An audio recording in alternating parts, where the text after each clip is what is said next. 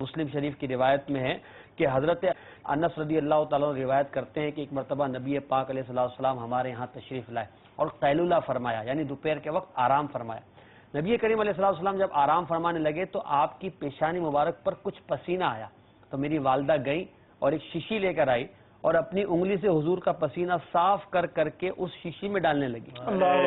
اتنے میں میرے پیارے آقا علیہ السلام کی آنکھ کھل گئی، تو فرمایا ام سلیم یہ کیا کر رہی ہو، یہ آپ کیا کر رہی ہو؟ تو میری والدہ نے عرض کیا یا رسول اللہ صلی اللہ تعالی علیہ وسلم، ہم آپ کے پسینے سے اس لیے برکت حاصل کرنا چاہتے ہیں کہ آپ کے پسینے میں خوشبو ہے اور یہ پسینہ ہم اپنی خوشبو میں ملا کر اس کو استعمال کرتے ہیں۔ دوسری روایت میں یہ ہے کہ یا رسول اللہ میں آپ کے پسینہ مبارکہ سے اپنے بچوں اور اپنے گھر والوں کے لیے برکت کی امیدوار ہوں۔